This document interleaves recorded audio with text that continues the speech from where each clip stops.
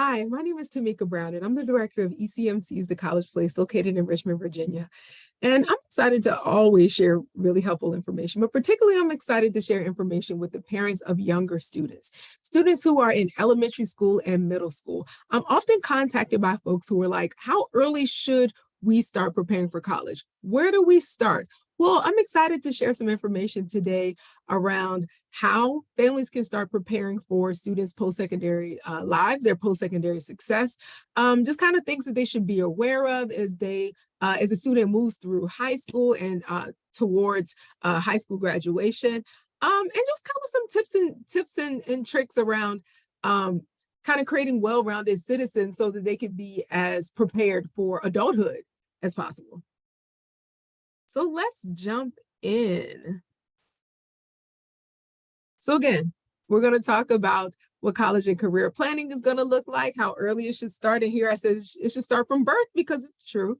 We're going to talk about high school action plan, understanding the prep for college framework. So students having academic, social, and financial fit. And what does that look like? What does preparation look like in those particular areas? And what are some tips or suggestions about how to best prepare in those particular areas? And then I'll wrap up with some resources that could be useful. So I think it's first important to understand that for us, while college is in our name, college is any form of post-secondary education. So any form of training beyond high school is considered college. And it's never too early to start preparing for the student's eventual career choice. We encourage folks to be really intentional about how kids use their time. Now, I'm not saying that you should highly schedule and regiment every moment of their day, but be intentional about leaning into particular areas that you know that they're interested in, or leaning into areas where you know that they're not particularly strong in. But be intentional about how they use their time and how they develop their skill set over time. Encourage exploration. Try new experiences, things that you haven't even tried before, things that they don't see on a normal basis or engage with on a regular basis. Encourage them to explore. Through this exploration, students, you start to see the things that they really are interested in, things that they're really talented in. And so those are really opportunities for you to lean into them learning more about that particular area. You see that they're really interested in instruments. So maybe you want to lean in for them playing a musical instrument, having lessons. Maybe they're interested in computers. So maybe you want to lean into them learning how to code. There are just ways in which you can follow their interests as opposed to them following what you would necessarily want for them. And I know parents, I know that's a struggle because you may think that like, oh, my kid is so great in math, like they should be in a math-based profession. But we really want students to lead based on their interests and not necessarily just the things that they're good at. And so parents could definitely follow the young person's lead in that process. But ultimately, we want students to identify careers that marry their passion and skills for earning potential. So that's really what we want. We want students to find a job that is a great combination of their passion, skills, and earning potential. So planning should start as early as birth, but during those early formative years, and I'd say formative meaning anything before middle school, we really want to encourage personal exploration. The more things the young people are exposed to, the more that they consider what's possible. And that's where we get a more accurate reflection of just kind of the types of careers and opportunities that really get them excited. So we really encourage personal exploration, exposure to new experiences and ideas, leaning into their interests, also skill building. Skill building starts when they're newborns and continue over time, but those skills should become more complicated, I guess is the word I'm saying. But it should become more nuanced so that they can become more advanced over time. So starting with basic things like communicating. Yes, communication starts when they first learn how to talk, but the way in which they communicate should change to engage with different people, should become more developed and mature over time. So really work on effective communication, tactile ability, the ability to use their hands, particularly in a world where we really use computers a lot and type a lot.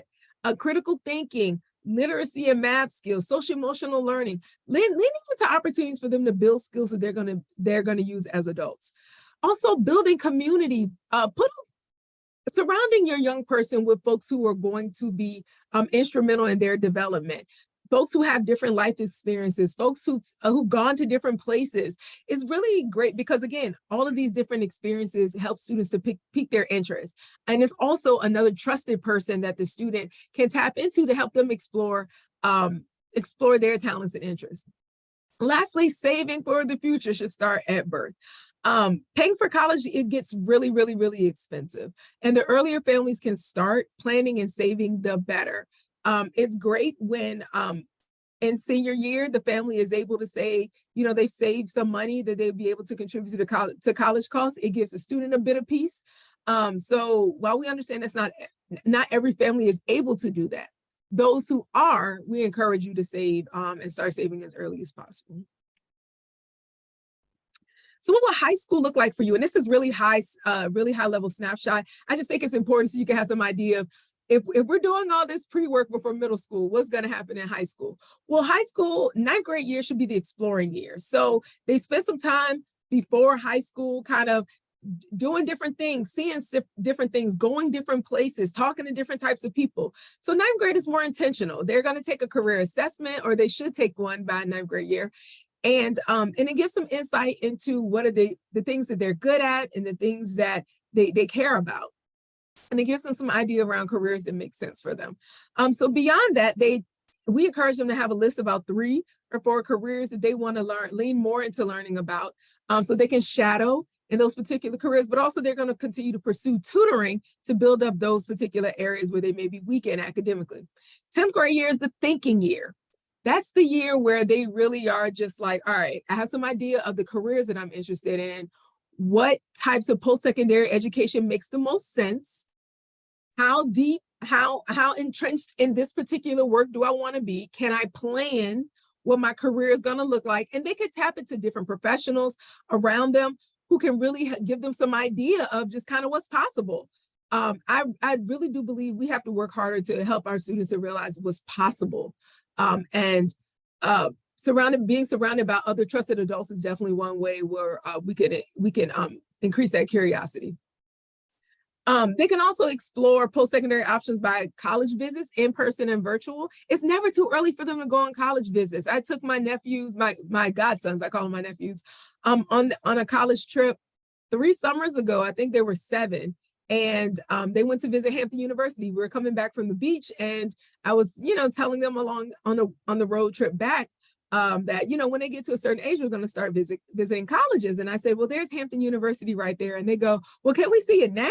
And so, of course, that's the wrong thing to say to a godmom who is a college access expert. So I'm like, of course we can go. So we got off the exit and they went on their first college visit. We got pictures by Emancipation Oak. But it was a great time. I was excited that they were interested in starting college visits. But I said all that to say, they're not in a place where they're making college decisions right now, but they love the opportunity of being in that space where they know at some point I'm going to be here. Or at some point I'm going to somebody's college. So including college as a part of regular language and to help them to understand, to help them to be comfortable with the idea of pursuing college after high school. 11th grade year is going to be about planning. So figuring out what colleges the student want to apply to, what scholarships that they want to complete, the timeline for completing certain financial aid applications. Students should spend 11th grade year just kind of figuring out what senior year is going to look like. So they should be planning the ins and outs of all of that during 11th grade year. They also should be taking the PSAT. 11th grade year is the National Merit Scholars Qualifying Test year. So all 11th graders who take the PSAT will be considered for the National Merit Scholars program. And so there's some students who take the PSAT as early as 8th grade. We just want them to start early enough so that they can get some practice in. And yes, every student should take the SAT and the ACT at least once. Last through 12th grade year is what I call the execution year. That's the year where they're going to execute the plan they created. 11th grade year, they're completing the applications for colleges and applications for scholarships. They're completing those financial aid applications. They're getting those senior graduation requirements out of the way. And essentially, they're working through the plan that they created 11th grade year. By May 1st of senior year, they will be making a decision about what their choice is. We call that National Decision Day. They make a decision about what their choice is, and they announce it, and we all celebrate it, whether it be going into the military, the world of work, a CTE program, an apprenticeship program, a 2-year program, a 4-year program. Regardless, we want them to be intentional about actually making a plan that makes sense for them. So now let's focus on our college prep framework for just a bit. So as I mentioned, there are 3 legs to being prepared for college. And so we're going to talk about what's needed in those particular legs, but also ways in which younger folks can prepare for, can work on being academically or socially and financially prepared for college. So with young folks, academic preparation really is geared in having exposure to different experiences, but also building their academic muscle. So we really want to encourage younger students and parents of younger students to really have expose them to as many different career opportunities as possible. Also, building that academic muscle so that they have good mastery of core content areas before they get to high school is going to be paramount. Those areas only get more complicated over time. They only get more complex and more difficult over time. And so if they can develop some mastery early on and then build over that skill, it's not as difficult for them to deal with challenging information. Also, preparing for college entrance exams is usually the focal point of a lot of students. I don't think it should be the focal point. I think it really is just a summary. It really just shows just kind of the information you've mastered up till that point. I think students should spend some time understanding test taking strategies, understanding test anxiety and how to operate in a test environment. But what I don't think students should spend tons of time on is learning new information to be able to regurgitate it for the SAT. It rarely works out that way. They usually do better when they're well adjusted, even if they don't know all the information, but they're calm and they're collected in the space and they could use logic and be thoughtful about how they approach the questions. So for academic prep, we really encourage parents of younger folks to think about challenging coursework in core content areas. I know as early as middle school, some students have the opportunity to take honors, and I heard some middle schools even say they offer AP. But the idea is that you want them to be able to take challenging coursework in core content areas, particular areas that they are already good in. And so they're available through these 4 particular programs. So before I go into the programs, I'll say these 4 programs are called what we call the college prep curricula. And so that these are is coursework that is more challenging than the regular coursework that's offered at your school. And the idea is to prepare students for college. But the question I think folks have to ask themselves beyond that is, why are they taking a college prep curriculum? That should be, the answer to that question should inform which program they take. Are they taking college prep courses to show colleges that they're able to do more rigorous coursework or college level work? Or are they taking coursework so that are they taking coursework in high school so that it can decrease the amount of courses that they'd have to take in college and essentially decrease the amount of money they'd have to pay for school? So depending on that answer, it determines which group that they would take. If they're taking college coursework to show colleges that they're able to do more rigorous coursework, then they could consider taking honors, which is a coursework that's a little bit more rigorous than their regular high school coursework. Most of the college prep curricula are on a weighted scale. Most schools do a 5.0 or 6.0 scale for 5.0 scale for honors and maybe 6.0 for AP or IB. It varies based on the school. But honors offers a coursework that's a little bit more rigorous than a regular curriculum, and is usually in most schools on a 5.0 scale.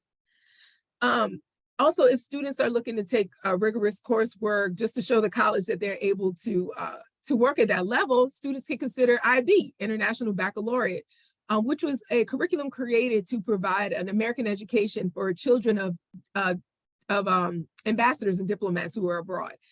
And so IB is a rigorous curriculum for sure.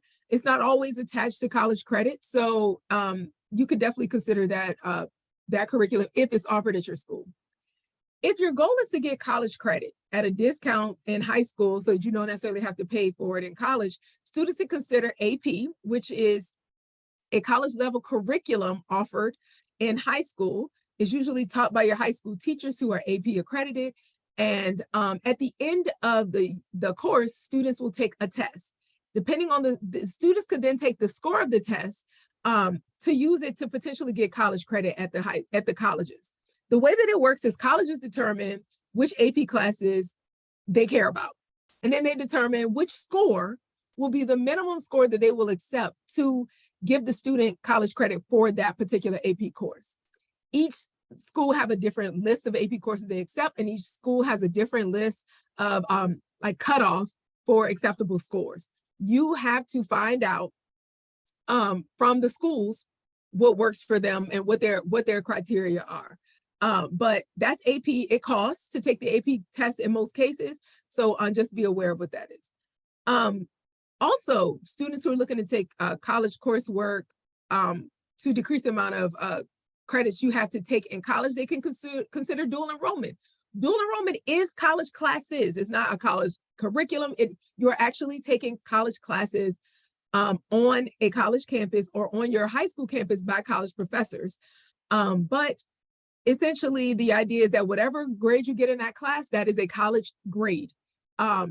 It is college courses. And so when you are applying to post-secondary schools, you have to submit your college transcript along with your high school transcripts to those schools because, again, it is college coursework. Word of wisdom, and you may see wows throughout my presentation, but words of wisdom for parents: advocate for the most challenging coursework that your child can manage. Be aware of what your child's strengths and weaknesses are and guide them to a curriculum that makes sense for them, that challenges them a bit but doesn't overwhelm them. But advocate for the most challenging coursework. Find out what's the most challenging coursework at your school and then advocate for it. A lot of parents don't even know what's available at their school. So I'm encouraging you to find out what's available and then advocate for the most challenging coursework that your student can manage. And then check with your local Virginia Community College school about summer college coursework. Many community colleges offer summer courses that students can enroll in. They're at a discounted rate in comparison to the other college courses that are available, but it allows them to get some credits under their belt before college. Parents should become familiar with their children's high school graduation requirement. For most counties, those are available online, and it doesn't vary from school to school. Each county generally has their own list. But find out what those high school graduation requirements are and make sure that your child is on track. But also be mindful that graduation requirements are not the same as college admissions requirements. Graduation requirements are created by each school district. Each college determines what their admissions requirements are. In some cases, the college may require more to be admitted to the school than the school requires for you than the high school requires for you to graduate. So be aware, make sure the student is aware of the admissions requirements and compare it to what the coursework they've taken to make sure that they meet the requirements for schools that they're interested in applying to. Also, I encourage again to take the college prep coursework or college prep curriculum that I mentioned. Each school, this is kind of a fun fact, with the student's transcript, each school sends what's known as a school profile, and that is a document from the high school that talks about everything that's at the school. So it tells who the administrative staff is, it tells how many people attend the school, the types of student, if the school qualifies for national free or reduced lunch, the demographic breakdown of the school, the types of college prep courses they offer, how many AP classes they offer. This profile gives a college or even a scholarship organization information about your school, so they know all the AP classes that are available. So if you're one of the parents to say, like, will it work against my kid if they only took 2 AP classes because my kid's school only offered 3? No, because the college profile accompanies the transcript. So when the admissions counselor or the scholarship person is making a decision about your kid's application, they have the profile with them. So they know your kid took 2 because only 3 was available, as opposed to the kid who took 10, but their school offered 30. So just to be aware that document does give information about the school and provide some context. I would encourage parents to get a copy of the student's high school transcript. It may be helpful every year to kind of review it after final grades are posted, so that it accurately reflects your students' grades. Your transcripts are only going to show your final grades each year, but colleges, because students start applying to colleges during 12th grade year, colleges only see your final grades 9th grade, 10th grade, and 11th grade year. So just a FYI. So if a school transferred high schools though, sometimes their courses transfer. I know sometimes that come up, particularly senior year, when they're trying to figure out who class rank and who's a salutatorian, valedictorian. In most cases, when a student transfers schools, they may, the courses may be transferred if they pass them, but the grades are not. So it may not weigh into the student's GPA.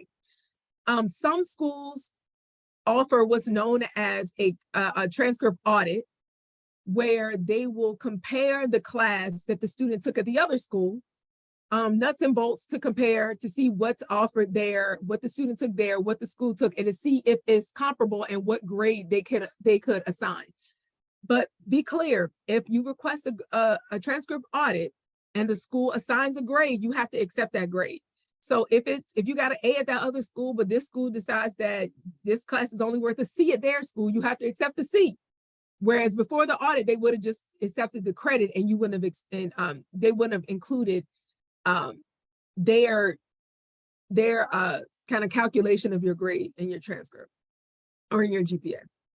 So just want to provide some context for that. Your transcript also shows your SAT and ACT scores. So when you register, you're going to list your high school name on your College Board account, and so they're going to send, and your ACT account, so they're going to send your scores to your high schools when you complete these tests, or when you take the test. So when your transcript is sent out from your high school, they will, the colleges or the scholarship organizations will see any information that's listed on there, including your SAT scores. Words of wisdom: please review your students' transcript annually at least, for accuracy, making sure that the grades reflect the actual final grades. Every year, at least 1 or 2 folks say that they found a discrepancy by pulling the transcript and making sure they look at it. But you want to make sure you know what colleges are seeing when they're making decisions about you. And if there's a typo, if there's a discrepancy, then they don't have accurate information about you. So we encourage you to check on the accuracy of that transcript every year.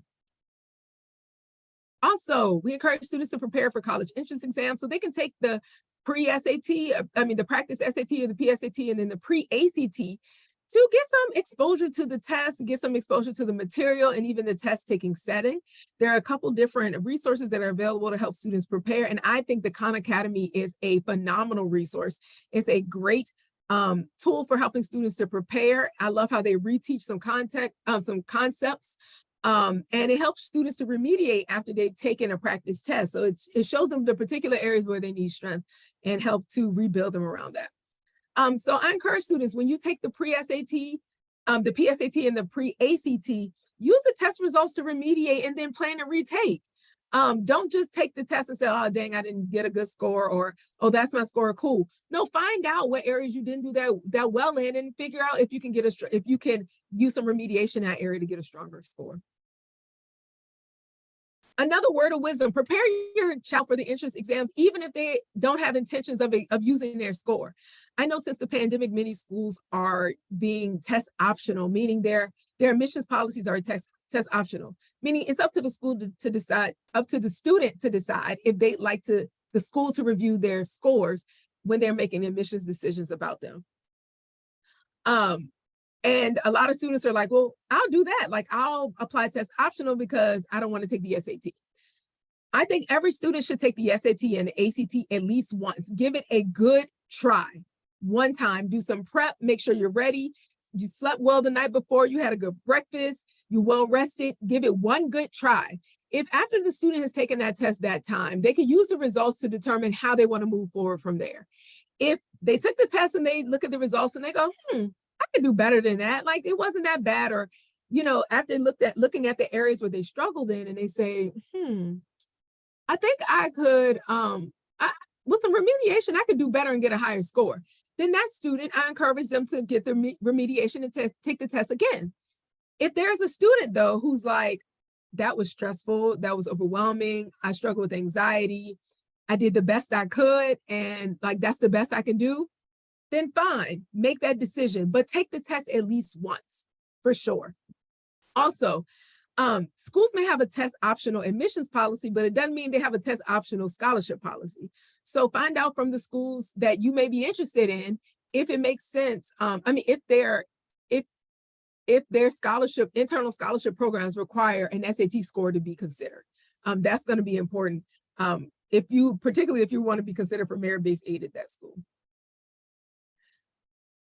Other ways that you can academically prepare is by encouraging them to explore careers. Again, I mentioned earlier about using an interest inventory. There are a lot online. There's one that I love. It's called My Next Move with the Department of Labor and Industry for the U.S. You can literally just Google My Next Move, ONET profiler.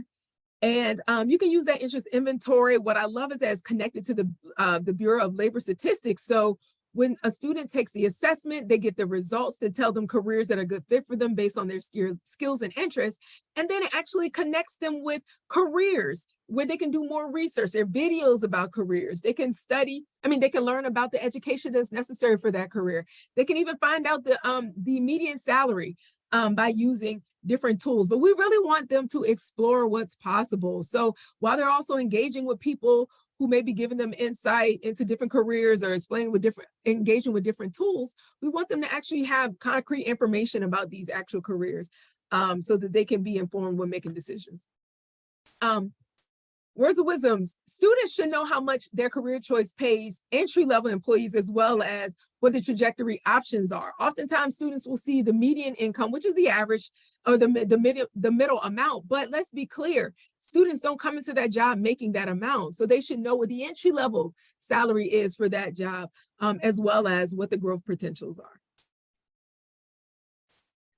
Once students have identified some careers, I encourage them to really lean into exploring, secure an unpaid summer internship, shadow someone who's doing your dream job, attend virtual career and college fairs to really see if you can see yourself in these spaces. Find out what all the options are. We want you to know what's possible, or at least start to consider what's possible. So go on to college, stand on the campus, see if you envision yourself there. Those are the ways in which we want students to really become used to the idea of what's to come next. Another word of wisdom: students are more likely to stick with the education and training to achieve a specific career if they've had meaningful pre-career exposure. So the more opportunities they've had to shadow someone, to be in the workplace of a career of interest to them, the more excited they are about pursuing this career. They've seen it. They've seen it up close and personal. And so they see it at the end of the road. They see it on the other side of that college degree. They have something to work for, as opposed to a student who hasn't really had much exposure to a career that they may be interested in, but are working towards kind of a void. This student sees what they want to do. They've envisioned themselves there. They've actually seen themselves do it. So they have the opportunity to manifest it. And so we really encourage them to have as many career exposure opportunities as possible. Moving along with the Prep for College framework now is social preparation. What is the type of social prep that younger students can do to prepare for college? Well, they should spend time with time management because that's going to be a skill they use a lot as an adult, but particularly as a college student. Also exploring their talents and interests, socially for sure, demonstrating commitment and leadership, and then developing emotional intelligence to deal with the tough situations of being an adult and a college student, but also engage with people from different and diverse backgrounds that they're going to encounter on a college campus. So as students prepare for socially for college, we really think they should be in experiences that really encourage that type of social exploration. One, connect with new people from diverse backgrounds. I challenge the older kids to connect with 4 schoolmates that you don't know, that aren't from the same background as you. Maybe they're of a different religion, maybe they're from a different community, but connect with people from diverse backgrounds, different communities. Volunteer for a cause that is important to them, a cause that they care about, and be committed to that cause over time. Join a club or try out for a team And then take on opportunities for leadership or responsibility within that particular organization. Talk to current college students about their experience. Ask them questions about things that you care about. Because if you have that in common, then they will be more transparent about what it is that they're dealing with in college, what their challenges were, what are the things that they enjoy. And because you know that person, you feel comfortable asking very frank conversations about their experience. But what I really love about this is that it excites students. It gets them ready for what they want to do next. So as we figure out the types of activities students should spend their time with outside of school, whether it be through summer or after school activities, we think that the opportunities that they pursue should do one of three things. It'll be great if they do all three. One, improve their skill sets. So it's actually improving upon their ability to master certain content, information, or certain skills. They should demonstrate their talents and passions. So they're leaning into things that they care about, things that are interest to them, and getting more developed in those particular areas. And also foster opportunities for networking, socially, professionally, or in terms of their career. We really want this to be, we really want them to have opportunities where they're building their network early. And that network is going to continue to grow as they continue through life. But a word of wisdom, colleges really value quality over quantity. They could care less if a student is involved in 10 organizations, if they're only a member in 10 orgs.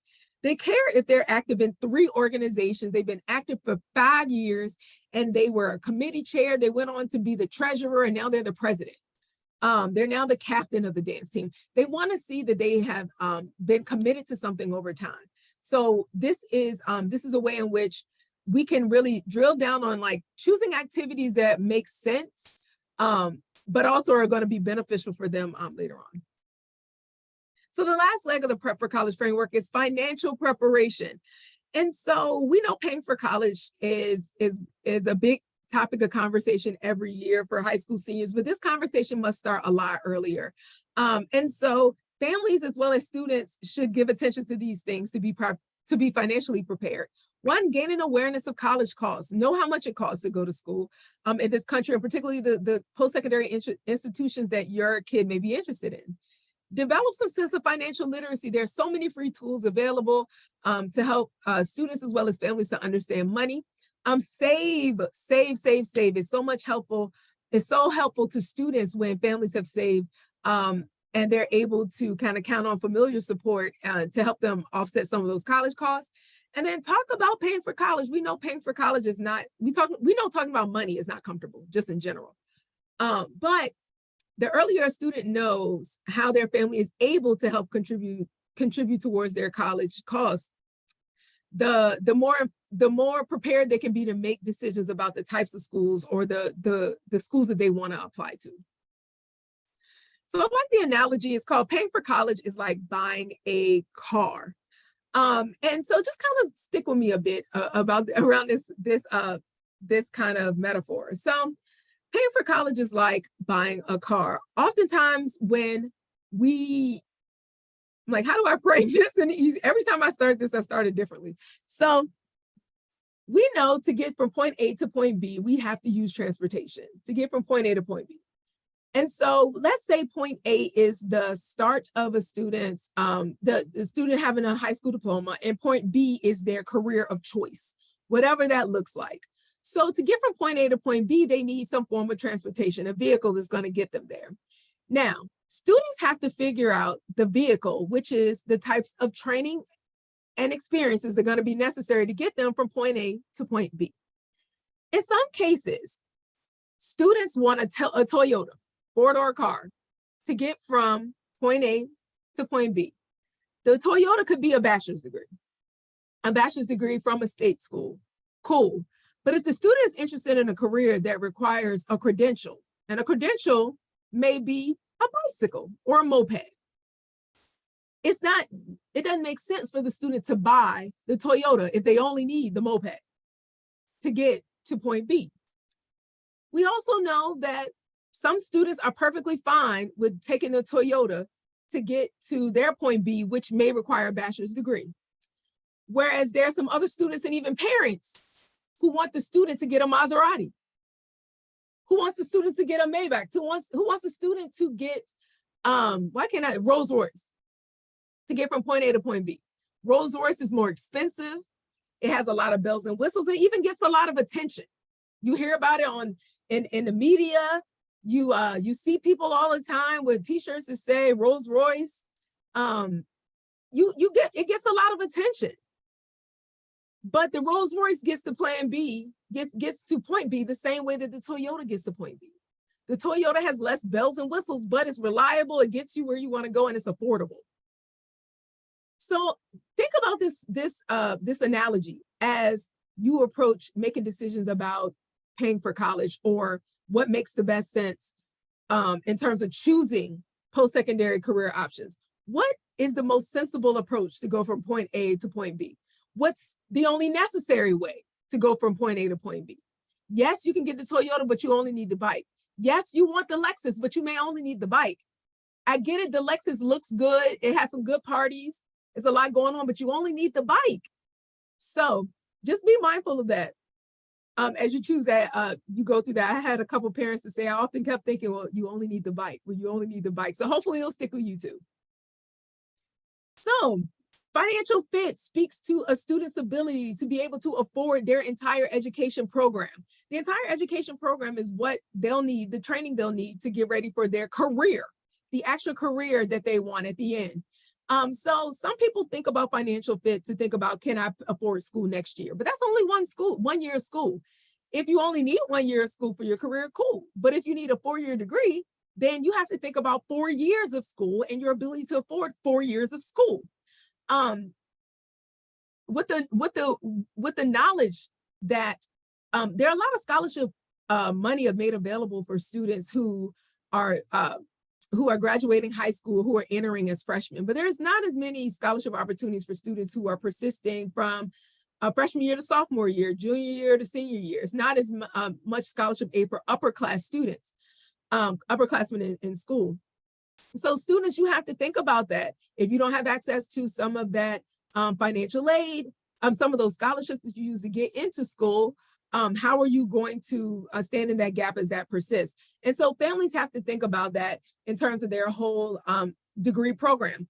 Beyond that, if a student requires a PhD in order to get to their career of choice, then the student has to consider a bachelor's degree and a PhD. Some even have to consider a master's degree between the bachelor's degree and the PhD. So the entire education program has to be taken into consideration. It may not make sense for the student to take out a lot of loans for a bachelor's degree if they may need loans for a master's degree, or they may need loans for a PhD program. So they have to think about the entire education program. They may decide, you know what? Let me do community college for 2 years and then transfer to a state school in Virginia for my 4-year bachelor's degree, because I know I need to go to medical school and I don't want to borrow. I want to get some of this foundational education with this bachelor's degree in a way that's as affordable as possible, because I may need to borrow later on. That's the thoughtful way to approach this process. But every person has to approach it in a way that makes sense for them and their career goal. We know, as I mentioned earlier, paying for college is a tough conversation. Talking about money is tough in general, but families should start considering certain things about their finances as they start talking about paying for college. One, family income. So having some idea of all the money is coming into the family and how this money can or may not be used towards college expenses. Any savings or investment accounts that may exist, and if they could be used to offset college costs. Families and students can commit to payment plans once for each semester that they're enrolled in school. Most schools will allow 4-month payment plans to start a semester before school starts. That starts a month before school starts. So parents can commit to payment plans. And then lastly, parents have to talk about borrowing or loans. Even if the conversation is we are not borrowing, or we are not able to borrow, we're not willing to borrow, there just needs to be a frank conversation around it. Oftentimes students assume their family's gonna borrow or have money and they're gonna cover their bill wherever they go. And that's not true. In most cases, it's not true. And people aren't having conversations because it's uncomfortable. So I encourage them to please have the conversation. My parents had the conversation with me the August before senior year. It was heartbreaking, but it was necessary. So please, please, please have that conversation and include the student. They should know they should know, because then it informs how they build out their particular college list. They should know before the spring semester of senior year that their family may not be able to contribute to their college costs, or that their family is not going to borrow a loan to help them to pay. They should know before spring semester of senior year. So please, please, please have those conversations. So next steps. One, I encourage you to connect with your students' guidance counselor or school counselor on a regular basis to keep track of their student goals. Because you are preparing for college, you have to really set the bar high and continue to push and challenge the student to really explore their talents and skills. Really, that's what it's about. You want them to go into college as confident as possible about their career goals so that they can persist through, as prepared as possible academically so that they can persist through coursework, and to make sure that they're not concerned about whether or not they can pay it from semester to semester. So start having those conversations with the college and with the school counselor very early to make sure your kid is ready as they progress through school. Secure adequate tutoring in weak content areas. Please take advantage of tutoring, whether it be paid or unpaid, it doesn't matter. Just build up those content areas where the student may be struggling. Really encourage intentional career exploration. Encourage them to go to the fire department and see what a fire truck is like. Encourage them to see what a mechanical engineer does. Encourage them to see with an astronaut. There are so many opportunities, but the idea is exposure. So be intentional about it. Plan opportunities when they have days out of school to go on field trips. I do it with my godchildren and my nieces and nephews. We are always having learning opportunities. We call ourselves the nerds because we just like learning. We really do. But one of the reasons why I enjoy it is that they start to ask questions about what they want to do in their future in terms of their career. So this is definitely, that's an example of a way in which you can be intentional. By using the tools and the support that exists. Register for college and career fairs in person and virtual. Again, the idea is about exposure, regardless of the medium that it may come in. Review the family finances and determine the family's ability to pay for college. And please, please, please, I cannot overstate this, inform the student. They should know the family's ability to help them to pay for school. So review the family finances. If you want to create a plan to help save towards college, that would be awesome. You can use a savings program like Virginia 529. But regardless, you don't want to be in the dark about the family finances as you get closer to the end of senior year, because then certain decisions will need to be made in real time. Like, are we going to apply for the Parent Plus loan? Are we going to apply for a private loan? Do we have money available in accounts, investment accounts, to help offset college? All of these things are things you want to be aware of as the student gets closer to post-secondary success, if going to college is in the student's plan. So I hope this information was helpful. I know I gave a lot of highly technical information, but I think it's important. If you're trying to figure out what's the best approach for getting a younger student ready for success in college, it's starting with that early exposure to careers and being intentional about how they're using their talents and their skills. It's about helping them to create to develop financial literacy so they understand money and they can become good stewards of money, particularly as they move into college and they have to budget for themselves. And so we really want to make sure that that parents and students have some awareness of just kind of all aspects of what holistically preparing for college looks like, and some pointers around how to make that real for your young people. Here's my contact information. If ever I could be of support to you in any way, if you got questions, if you're like, no, but Tamika, for real, I need some more help with this, please, please, please reach out. We're here to help in any way we can. You see my phone number there and my email address on the screen. Don't hesitate to reach out. We're here to serve. So thanks so much for your time and your attention, and have a great rest of your day.